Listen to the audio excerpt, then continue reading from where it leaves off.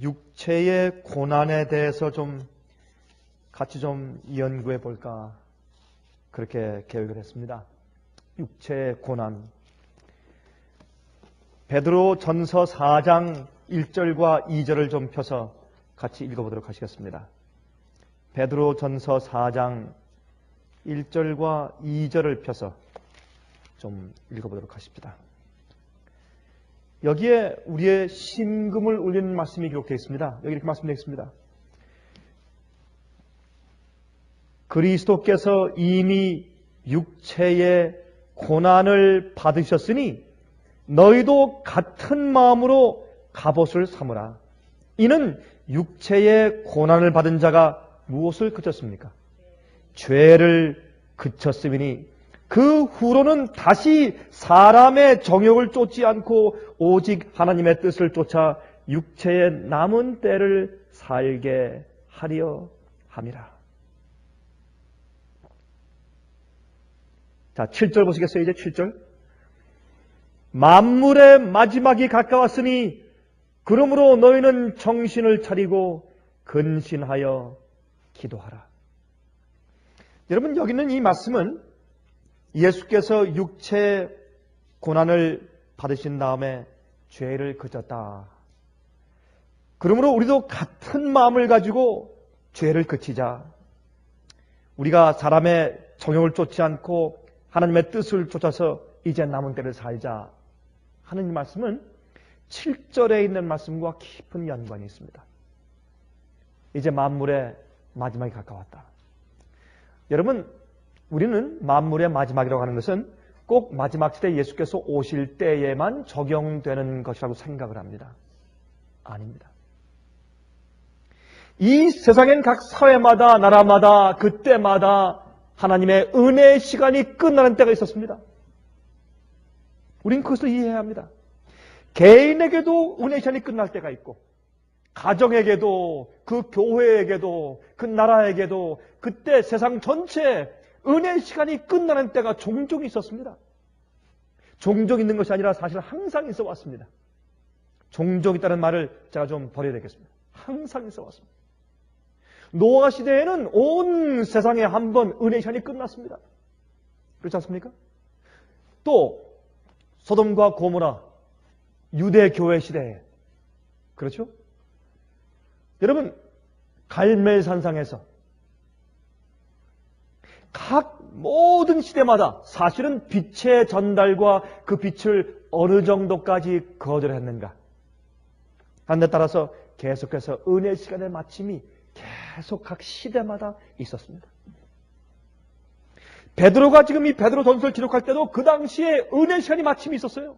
그래서 말하기를 만물의 마지막이 가까웠으니, 물론 자기들이 살 때 자기들이 사는 그 당시에 예수께서 오실 것이라는 그런 기대도 있었기 때문에 이런 말을 했을 가능성이 있지만, 그러나 그보다 더 이때는 엄청난 그리스도인들에게 초대교회에 굉장한 핍박과 시련이 닥쳐오고 있었습니다.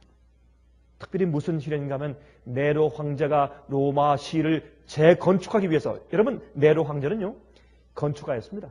네로 황제는 새로운 건물을 짓는 것을 굉장히 즐겨하는 그런 왕이었습니다. 아주 악한 폭군이었죠. 그러나 새로운 건물 짓는 이 건축의 광이었습니다. 이 역사에 보면 네로 황제가. 그래서 이 로마 시가 전체를 좀 뜯어 고치고 싶었습니다. 자기 때. 좀 공로를 좀 세우고 좀 그런 모습을 좀 보고 싶었습니다. 외국에서 이 조공들이 계속 들어와서 돈은 있는데 이 로마 시를 전체를 좀 뜯어 고쳐야 할 텐데, 그렇게 하기 위해서는 불을 좀 질러야 되겠습니다. 그래서 로마 황제인 네로가 사실은 로마 시에 큰 방화, 불을 질렀습니다. 그렇게 한 다음에 원성이 높아지자 이제 이것이 기독교인들이 했다고 이제 기독교인들에게 그 모든 블레임을, 모든 원망을 또 넘겼습니다. 그래서 이것 때문에 엄청난 기독교인들을 위한 핍박이 그 당시에 일어오고 있었습니다. 이것은 그 나라 로마를 향한, 그 당시 사회를 향한, 그 당시 네로의 왕과를 향한, 또 믿는 사람들에게 정말 하나님께서 정말 그들이 진짜로 믿고 있는지 아닌지를 살펴볼 수 있는 그런 좋은 계기가 되었습니다. 여러분, 하나님께서 이런 고난들, 이거를 주님께서 없앨 수 있지만은 주님께서 강제로 그것을 없애지지 않으십니다. 마귀가 고난 줄 때 주님께서 그 고난을 오히려 정말 믿는 자들의 심령 가운데 정말 믿는 것인지 아닌지를 알아보기 위해서 주님께서 테스트하는 그런 방법으로 사용하시는 것을 우리가 종종 볼 수 있는 것입니다. 이때 만물의 마지막이 가까웠습니다. 정말 정신을 차리고 열심히 살아야 될 때가 되었습니다. 근신할 때가 되었습니다. 이제 그리스도인들에게 이때 은혜 시간이 지나가는 때였습니다. 이 당시에는 그 말씀을 좀 말씀하고 있는 것입니다. 여러분, 예수께서 무슨 육체 고난을 받았습니까? 물론 이것은 1차적으로 십자가의 고통을 당하셨기 때문에 죄를 주님께서 용서하시고 죄를 끝마치시는 일을 하셨습니다. 그거 사실입니다. 물론 그렇게 우리가 이해할 수 있지만 그러나 그것만이 아닌 것을 알 수 있어요. 그것만이 아닙니다. 매일 우리가 하나님의 뜻을 따라 순종하며 살려고 하면 무엇이 다릅니까? 무엇이 있습니까? 육체의 고난이 있습니다. 여러분, 주님의 뜻대로 살려고 애쓰다가 당하는 육체의 고난을 경험하십니까? 너무 많이 경험하시죠? 우리가 주님의 뜻대로 살고 나를 부인하고 내 정욕을 부인하고 십자가를 지고 주님을 따르려고 하면 반드시 육체의 고난들이 와요. 어려움이 오고 외로움이 오고 억울함이 오고 마음이 아프고 그래요. 이곳에서 터지고 저곳에서 터지고 마귀가 가만 놓아두려고 하지 않는 것입니다. 왜? 자기의 수하에 자기의 컨트롤 속에 없는 영혼이 있는 것을 볼 때 그는 가만히 그 불편해서 가만히 있을 수가 없어요. 마귀는 어떻게 해서든지 흔들어서 그 사람을 쓰러뜨려서 자기의 손아귀에 넣으려고 마귀는 공격하는 것입니다. 개인들에게, 교회에게, 가정에게, 나라에게 공격하는 것입니다. 끊임없이. 그래서 육체의 고난이 있습니다. 예수께서 말씀하시길 그러므로 너희가 나를 따라오려거든 너희 자신을 부인하고 자기 십자가를 지고 매일 나를 쫓아라 했습니다. 왜 그렇게 말씀하셨을까요? 왜 예수님께 와서 가만히 있으라 라고 말씀하시지 않고 와서 나를 쫓아라. 주님께서 우리를 어디로 인도하시는지 우리가 잘 모르는 겁니다. 그저 따라가야 합니다. 여러분, 14만 4천은 어린 양이 어디로 인도하든지 따라가는 자들이라고 말했습니다. 우리가 우리 자신을 부인하고 내 정욕을 부인하고 내 원하는 것을 부인하고 내 의지를 굴복하면 십자가를 지기 위해서 찾아 나설 필요가 없어요. 십자가 우리한테 와요. 우리가 우리 자신을 부인하고 우리가 매일 주님의 뜻을 순종하려고 굴복하면 반드시 육체의 고난이 오게 되어 있습니다. 십자가를 지게 되어 있어요. 십자가 우리한테 와요. 여러분, 십자가를 찾을 필요가 없어요. 내 십자가가 어디서 올까 찾을 필요가 없어요. 십자가가 와요. 그 즉시로. 순간적으로 와요. 이것을 모르는 사람들은 그리스도인들이 아닙니다. 십자가 지는 경험을 모르는 사람들은 그리스도인들이 아닙니다. 여러분, 예수님의 고난의 생애는 하나님의 뜻을 따라 살게 될 때에 생기는 마귀와 악한 자들의 공격을 보여주는 것입니다. 예수님의 십자가는 무엇입니까? 예수님처럼 살면 우리도 십자가에 못 박힐 것입니다. 예수의 생애는 의롭고 거룩하게 살면 어떻게 되는가 하는 것을 보여주는 모습이 십자가입니다. 사실 우리 생애에 예수님 같은 그런 핍박이 없는 이유는 우리가 예수님처럼 의롭고 거룩하게 살지 않기 때문인 것이 분명한 것입니다. 여러분, 그 사실 인정하십니까? 왜 우리에게 고난이 없고 왜 우리에게 핍박이 없는가? 왜 우리에게 마지막 핍박이 짐승의 표가 아직 없는가? 교회가 정결하고 거룩하게 살지 않아서 그렇습니다. 이유가 없습니다. 이유가 없습니다. 여러분, 초대교회에 있던 핍박이 지금도 분명히 있을 수 있고 초대교회 그들이 행한 놀라운 기적과 성령의 역사가 우리에게도 지금 있을 수가 있습니다. 우리가 그들처럼 거룩하게 살면 지금도 우리에게 그런 경험이 있을 수가 있습니다. 의인의 생애가 거룩하고 깨끗하면 반드시 고난이 생기게 되어 있습니다. 이 육체의 고난은 죄와 싸울 때 생기는 고난입니다.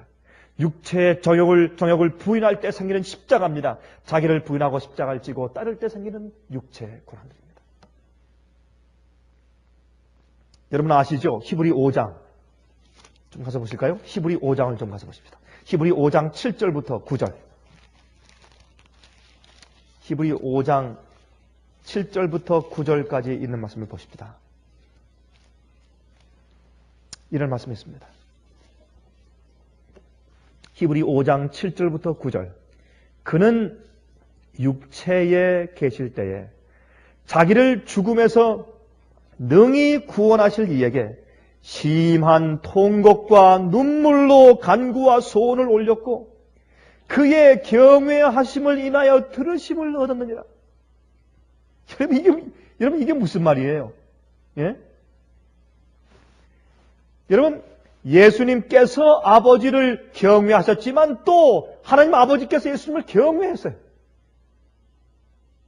하나님 아버지가 예수님 보고서 놀라셨어요. 어쩌면 저렇게 거룩한 생활을 인간의 육체 가운데 살 수 있겠는가?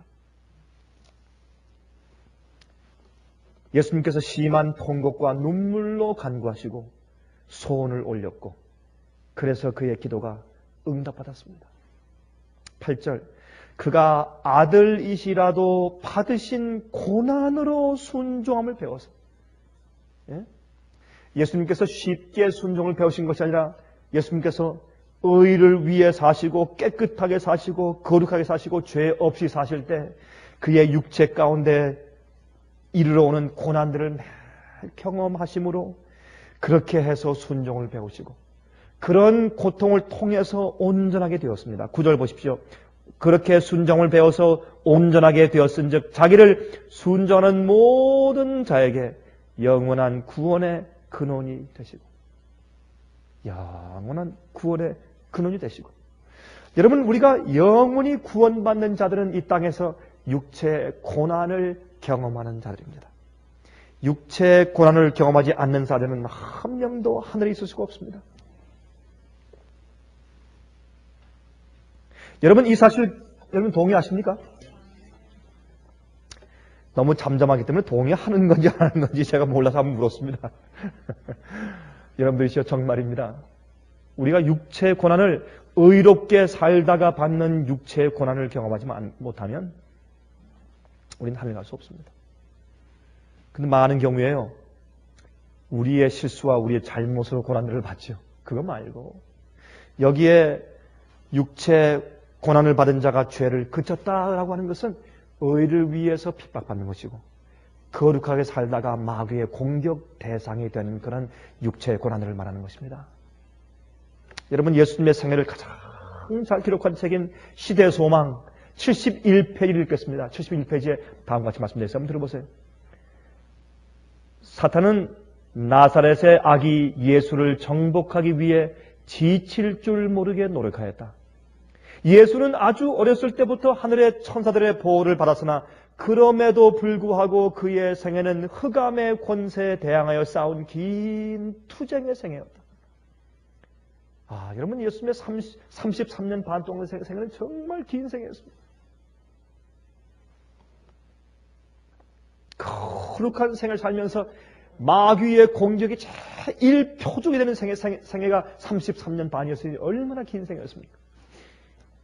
이 지상에 악의 더럽힘을 받지 않고 사는 사람이 한 명이라도 있다는 사실은 흑암의 왕에게 불쾌하고 당혹스러운 일이었다. 그는 예수를 시험에 빠뜨리기 위하여 온갖 수단을 다 썼다.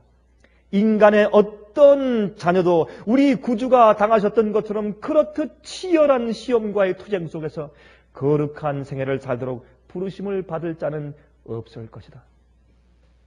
예수님처럼 그런 육체의 고난 가운데 살도록 부름받을 자가 과거에도 없었고 앞으로도 없습니다. 그러한 예수께서 죄를 그쳤습니다. 그것이 우리의 영생의 우리 구원의 근원이고 거룩함의 근원이고 우리의 완전함의 근원이에요. 우리가 의를 위해 살고 주 앞에 순종하기 위해 살고 여러분 내가 정욕을 부인할 때 오는 고통 내 욕심을 부인할 때 오는 고통 말이죠. 내가 내 원하는 대로 하려고 하다가 아니다. 이건 주의 뜻이 아니다. 그걸 버리는 고통 말이에요. 팔을 잘라버리는 고통, 내 눈을 빼버리는 고통 말입니다. 내 의지를 굴복하는 고통, 내가 그 죄를 다시 한번 하고 싶은 그 마음의 욕망이 솟아올라서 견딜 수 없을 때 정말 이 팔을 잘라버리는 것처럼 내 다리를 잘라버리는 것처럼 그것이 나를 죽이는 경험 아니에요? 너희가 두 팔을 가지고 지옥 가는 것보다 한 팔 없이 한 팔만 가지고 하는 것이 낫다. 너희가 두 눈을 가지고 성한 눈으로 지옥 가는 것보다 눈 하나 빼어버린 다음에 하늘 가는 것이 훨씬 낫다. 그거는 우리가 죄와 싸울 때, 죄의 욕심을 버릴 때 오는 육체의 고난을 말하는 것이에요, 여러분. 죄를 포기할 때 얻는 육체의 고난을 경험하지 않는 자는 한 명도 구원을 얻지 못할 것이에요. 그건 여러분 고통이에요. 내 속엔 하나님의 뜻과 내 뜻이 상반되고 어긋날 때, 그때 내 뜻을 굴복하는 것은 육체의 고난을 주어요. 아파요, 그것이. 힘들어요. 10년, 20년, 30년 동안 쌓아온 죄의 습관을 끊는 것이 왜 쉽겠습니까? 어려운 것입니다. 그렇게 해서 투쟁과 치열한 싸움 속에서 주님이시여 나를 도와주시옵소서. 내 자신을 꺾을 때 오는 그 고통. 그렇게 내가 내 육체의 고난을 받으면서 내 죄의 욕심을 주 앞에 드리고 굴복하고 내 뜻을 주 앞에 굴복하고 드릴 때, 그때 마귀가 나를 공격하는 핍박과 어려움을 주는 시련의 고통, 그것이 육체의 고난이에요. 어떻게 이런 육체의 고난 없이 우리가 하늘을 얻겠습니까, 여러분? 생각해 보세요. 어떻게 우리가 그런 고난이 없이 어떻게 감히 하늘을 바라보고 영원히 살 것을 바라볼 수 있겠어요? 그런 염치 없는 짓이 세상에 어디 있어요, 여러분? 생각해 보세요. 예?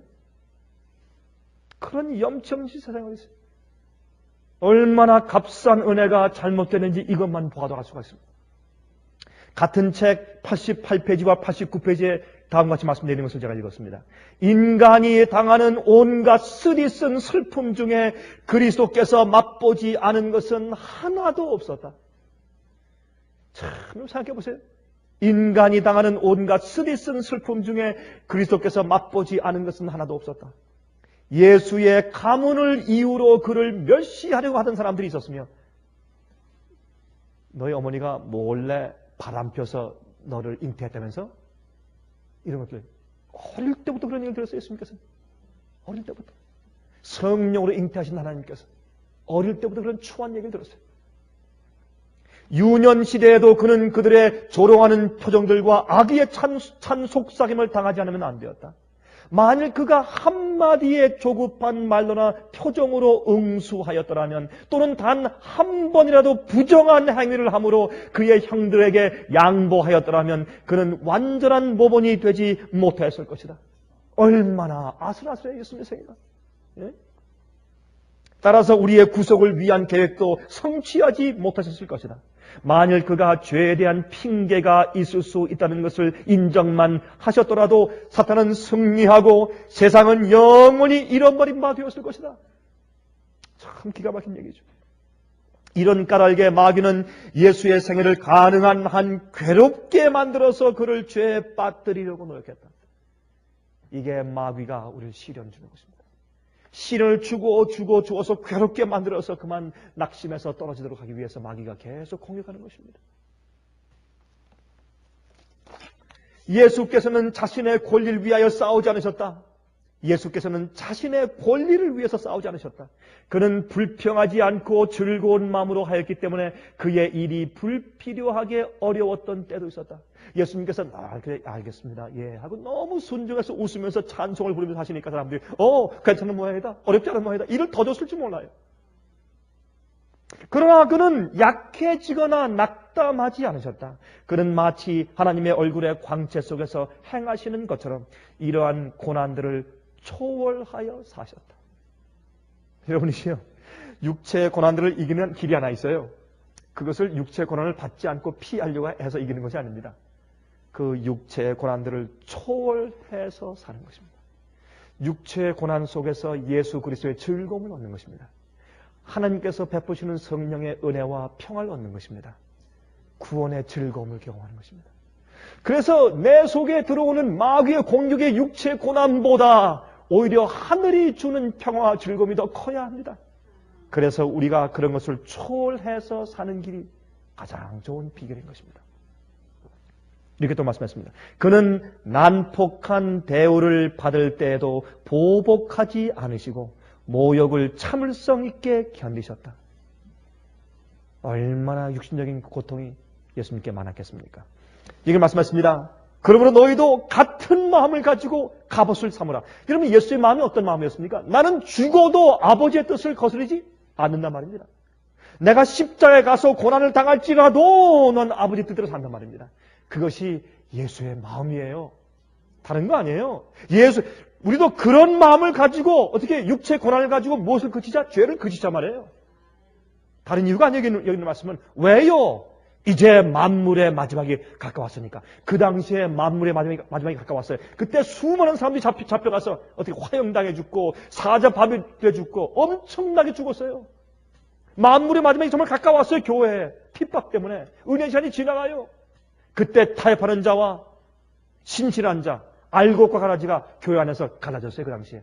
만물의 마지막이 그때 가까웠습니다. 지금도 마찬가지예요. 지금도. 앞으로 이제 곧 다가오는 짐승의 표의 환란을 보면 이제 뭐가 오는 것입니까? 교회. 만물의 마지막이 가까워요. 은혜 시간이 끝나요. 그러기 전에 어떤 일이 있어야 합니까? 예수의 마음을 받고 육체의 고난을 당하는 연습을 하라고 말입니다. 근신하라고 말입니다. 근신. 정신 차리라고 말입니다. 로마서 12장 1절과 2절에 말씀하기를 그러므로 형제들아 내가 하나님의 모든 자비하심으로 너희를 구원하느니 너희 몸을 하나님이 기뻐하시는 거룩한 산 제사로 드리라. 이는 너희의 드릴 영적 예배니라. 너희는 이 세대를 본받지 말고 오직 마음을 새롭게 함으로 변화를 받아. 바로 이것입니다. 우리의 마음을 새롭게 함으로 변화를 받아서 하나님의 선하시고 기뻐하시고 온전하신 뜻이 무엇인지 분별하도록 하라. 이것이 예수의 마음을 받는 것이 아니고 무엇이겠습니까? 여러분이 베드로전서를 기록하신 이유를 좀 살펴볼까요? 왜 이 말씀을 하셨는지. 제가 아까 7절에 있는 말씀을 제가 연결시켜서 말씀드렸죠. 1장을 가져보십시다. 자, 베드로가 베드로전서를 기록하신 이유를 좀 살펴보십시다. 1장 5절. 베드로전서 1장 5절입니다.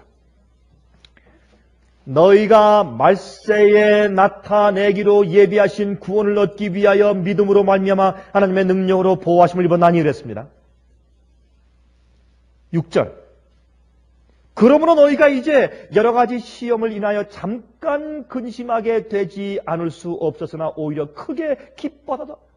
이 교회가 지금 잠깐 근심하게 되는 시험을 받게 돼요, 지금. 그것을 말하는 것입니다. 15절, 16절을 보십시다. 오직 너희를 부르신 거룩한 자처럼 너희도 모든 행실에 거룩한 자가 되라. 왜? 만물의 마지막이 가까웠으니까 이제 은혜 시간이 끝나니까 그 당시에 기록하였으되 내가 거룩하니 너희도 거룩할지어다 하셨느니라.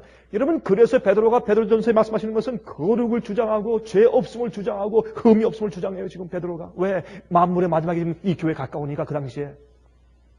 이것은 우리가 살고 있는 이 시대에 얼마나 적합한 말씀인지 몰라요.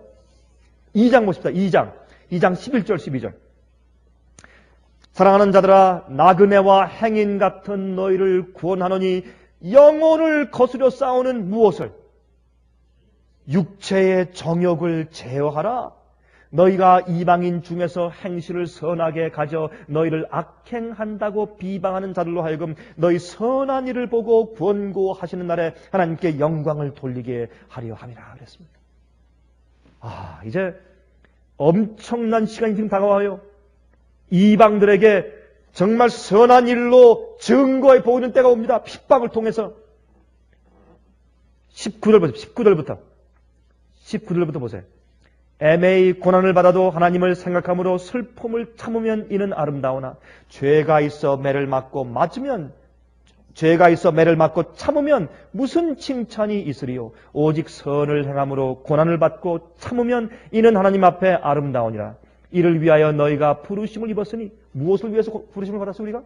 주님 위해서 고난받기 위해서 부르심 받았어요. 이제 이를 위하여 너희가 부르심을 입었으니 그리스도도 너희를 위하여 고난을 받으사 너에게 본을 끼쳐 그 자취를 따라오게 하려 하셨느니라.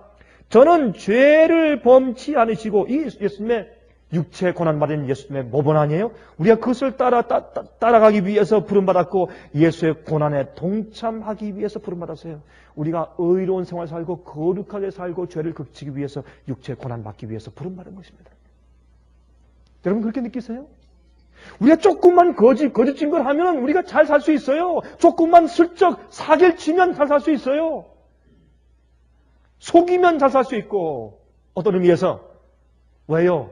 부정직한 자들이 더 잘 되는 것 같은 세상에 우리가 살고 있기 때문에. 그러나 그런 것들을 우리가 부인하고 의롭게 살려고 선택하면 육체에 고난이 와요. 고난이 와요.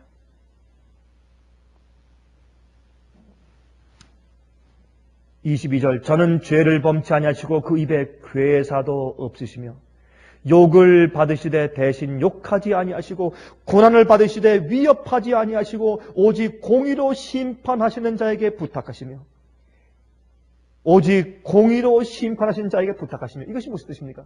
지금 당장 내가 사는 의로운 생활과 거룩한 생활에 아무런 보상이 보이지 않을지라도 하나님께 마지막 시대의 심판을 맡기셨다 그 말이에요.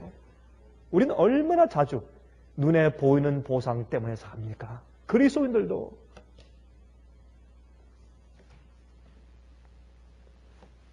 우린 가끔 그런 생각을 합니다. 우리가 주의 뜻대로 잘 살면 주님께서 반드시 우리에게 이 땅에서도 축복하시고 이 땅에서도 50배, 60배 축복하시고 하늘에서도 영생으로 보상하시고. 안 그럴 수도 있어요. 안 그럴 수도 있어요. 이 땅에서 주님의 고난에 동참하라는 그러한 부르심만 주실 수도 많이 있습니다.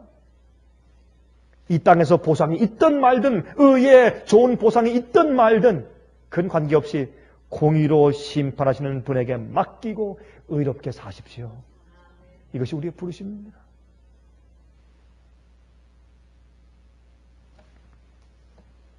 (3장) 보십시다. 베드로전서 3장 14절. 베드로전서 3장 14절 보십시오. 그러나 의를 위하여 고난을 받으면 복이 있는 자니 저희의 두려움을 두려워 말고 소동치 말고 그랬습니다. 의를 위하여 고난을 받을 때 복이 있다 그랬습니다. 17절 선을 행함으로 고난받는 것이 하나님의 뜻일진데 악을 행함으로 고난받는 것보다 나으니라. 우리가 선을 행함으로 고난받는 것이 주님의 뜻이고 우리의 부르심이라고 했습니다. 자, 4장 12절부터 보십시다. 4장 12절부터. 사랑하는 자들아 너희를 시련하려고 오는 불시험을 이상한 일 당하는 것 같이 이상히 여기지 말고 오직 너희가 그리스도의 고난에 참여하는 것으로 어떻게 하라? 즐거워하라. 이는 그의 영광을 나타나실 때 너희로 즐거워하고 기뻐하게 하려 함이라. 참, 여러분 이거 어려운 일입니다. 고난당할 때 즐거워하라. 14절 너희가 그리스도의 이름으로 욕을 받으면 복이 있는 자로다. 영광의 영 곧 하나님의 영이 성령께서 너희 위에 계심이라. 여러분이시여 우리가 성령의 감동이 우리 마음 가운데 있을 때만 이것이 가능합니다. 예수의 마음을 가지고 있어야만 육체의 고난당할 때 즐거워할 수 있고 찬송할 수가 있어요. 이것은 기적입니다. 일반적인 인간의 마음을 가지고 불가능한 것입니다. 하나님의 영이 우리 마음 가운데 거하시면 우리가 그렇게 할 수 있습니다. 전 그것을 원합니다. 정말. 전 간절히 원합니다. 이 시간에. 전 정말 주의 영이 제 마음 가운데 계셔서 고난 가운데 육신의 고난 가운데 즐거워하길 원합니다. 그것을 복으로 여기길 저는 원합니다. 주의 영이 제 마음 가운데 계시길 원합니다. 네로 황제의 고소 때문에 로마시의 화제를 그리스도인들의 책임을 돌림으로 억울한 환난과 핍박이 그들에게 다가오고 있었습니다. 불시험이 오고 있었습니다. 그때 이제 베드로가 말합니다. 너희가 이것을 이상한 일로 여기지 말아라. 이제 그리스도를 위해서 고난받을 때다. 육체 고난이 온다. 너희의 거룩함과 의로움 때문에 선한 행실 때문에 고난받도록 해라. 너희가 고난받을 때 그때 너희 속에서 죄와 감추어져 있는 죄가 드러나지 않게 해라. 너희를 잡아올 때 잡고 보니까 너희가 이런 잘못을 했구나. 너 이런 잘못을 했네? 이렇게 속였구나. 이런 일을 했구나 하면 얼마나 망신스럽겠어요, 여러분. 환난이 오기 전에 우리 생애 가운데 죄가 없어야 돼요, 전혀. 남들이 우리 속에서 찾을 고소할 것들이 없어야 합니다, 여러분.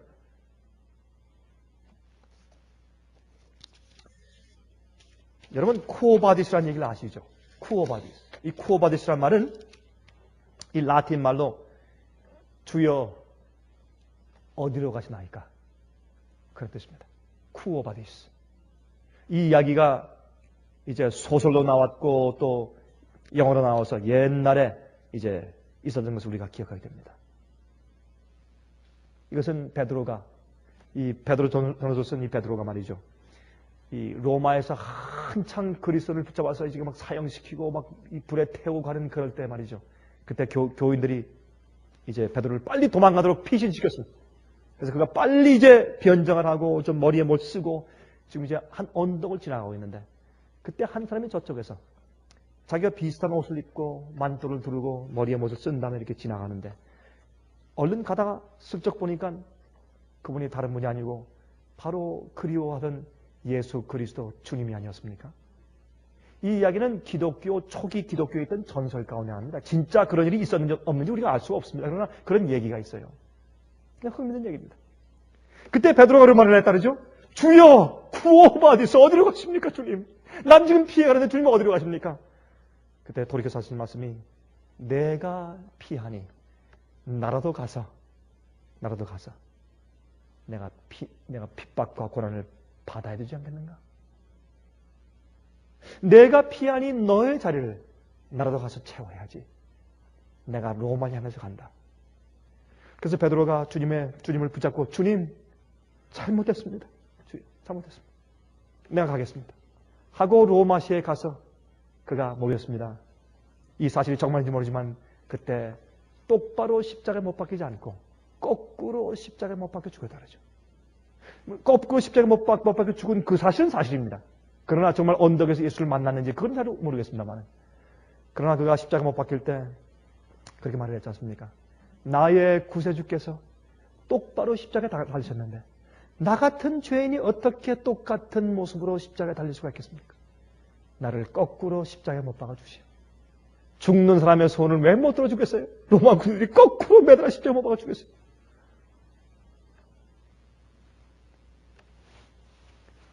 여러분 베드로의 그 이야기를 우리가 지금 이해할 수 있게 됩니다. 이 말씀을 가만히 읽으면서 15절부터 베드로전서 5장 4장 15절부터 말입니다. 너희 중에 누구든지 살인이나 도적질이나 악행이나 남의 일을 간섭하는 자로 고난을 받지 말려니와. 여러분 우리 말이죠. 자주 말이죠. 남의 일 간섭하다가 고난받아요. 싸움이 생기고 파가 생기고. 예? 만일 그리스도인으로 고난을 받은 즉 부끄러워 말고 도리어 그 이름으로 하나님께 영광을 돌리라. 하나님 집에서 무엇을요? 하나님 집에서 심판을 시작할 때가 되었나니 만일 우리에게 먼저 하면 하나님의 복음을 순종치 아니하는 자들의 그 마지막이 어떠하며? 여러분 이런 환난이 올 때는 은혜 시간이 지나가는 것이에요. 교회 교인들에게도 지나가지만 교회 교인들이 여러분 이렇게 어려움 당하면 안 믿는 사람들은 오죽하겠어요. 그 심판이. 그 말씀 말하는 것입니다. 18절 또 의인이 겨우 구원을 얻으면 경건치 아니한 자와 죄인이 어디서리요. 그러므로 하나님의 뜻대로 고난을 받는 자들은 또한 선을 행하는 가운데 그 영혼을 미쁘신 조물주께 부탁할지어다. 그랬어요.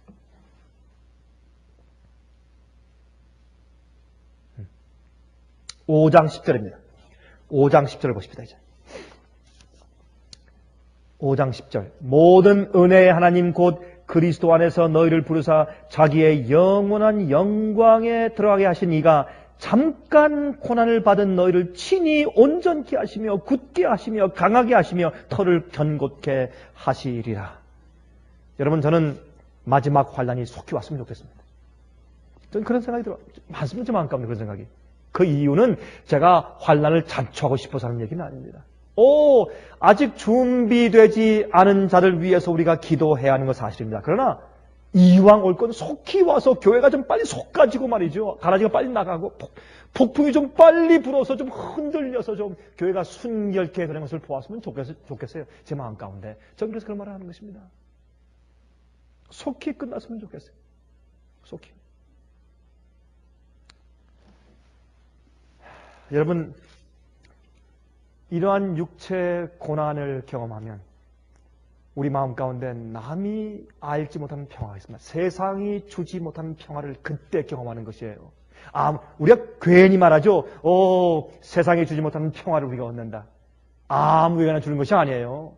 우리가 의롭고 거룩하게 살기 위해서 세상과 나를 굴복하고 죄를 버리기 위해서 육체의 고난을 당하며 남은 때를 살 때, 그때 남이 알지 못하는 세상이 주지 않는 평화가 우리 마음속에 들어오는 것입니다.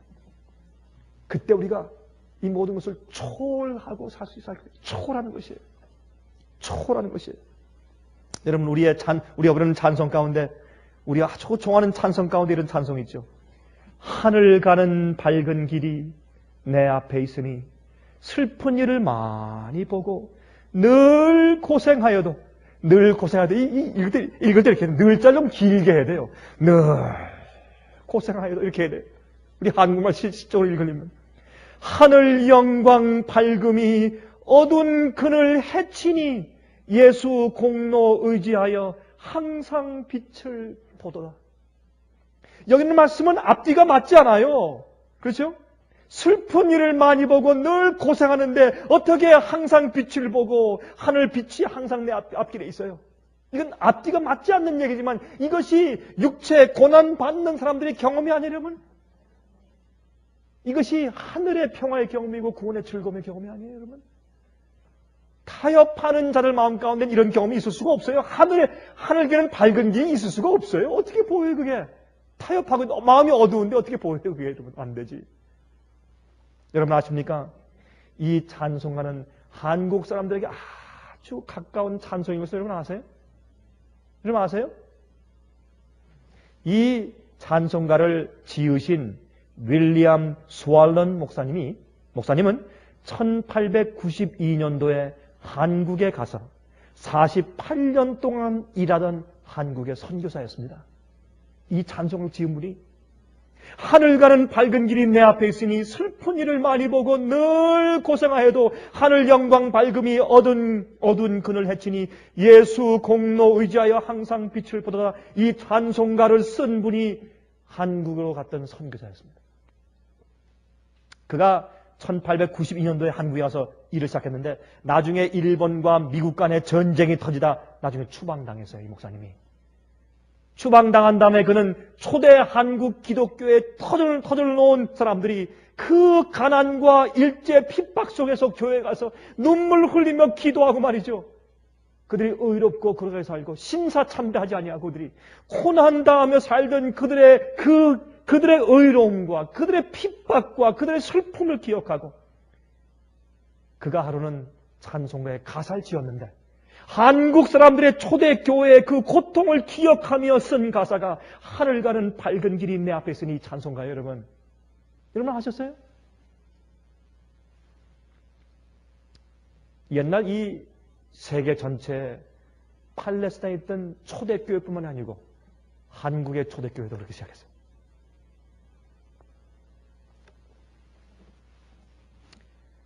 이 윌리엄 스왈런 목사가 이 가사 쓰고 나서 그 당시 스코틀랜드에서 유명했던 민요인 애니 로리 따라라라라라라 이게 애니 로리라는 건 민요예요. 그 곡조에다가 이 가사를 붙여서 이 찬송을 지었습니다. 이것이 온 세계에는 많은 그리스도인들이 얼마나 크게 위로를 주었으며 애창곡이 되었습니까? 여러분, 이 시에 우리는 육체의 고난을 이해해야 이 찬송을 부를 수가 있습니다. 하늘 가는 밝은 길이 내 앞에 있으니 하늘 가는 밝은 길이. 시편 16장 8절부터 11절까지 이렇게 말씀되어 있습니다. 내가 여호와를 항상 내 앞에 모시며 그가 내 우편에 계심으로 내가 요동치 아니하리로다. 이러므로 내 마음이 기쁘고 내 영광도 즐거워하며 내 육체도 안전히 거하리니 이는 내 영혼을 음부에 버리지 아니하시며 주의 거룩한 자로 썩지 않게 하실 것임이니이다. 주께서 생명의 길로 내게 보이시리니 주의 앞에는 기쁨이 충만하고 주의 우편에는 영원한 즐거움이 있나이다. 그렇게 기도했습니다. 시편 103장 13절부터 18절까지는 다음과 같이 말씀되어 있습니다. 아비가 자식을 불쌍히 여김같이 여호와께서 자기를 경외하는 자를 불쌍히 여기시나니 이는 저가 우리의 체질을 아시며 우리의 진토임을 기억하심이로다. 인생은 그날이 풀과 같으며 그 영화가 들의 꽃과 같도다. 그것은 바람이 지나면 없어지나니 그것이 다시 알지 못하거니와 여호와의 인자하심은 자기를 경외하는 자에게 영원부터 영원까지 이르며 그의 의인은 자손의 자손에게 미치리니 곧 그 언약을 지키고 그 법도를 기억하여 행하는 자에게니라 그랬습니다. 주님의 언약을 지키고 그 법도를 기억해서 행하는 자에게 주님의 인자심이 영원토록 함께합니다. 육체 고난을 여러분 남은 때 채우시기를 간절히 바랍니다.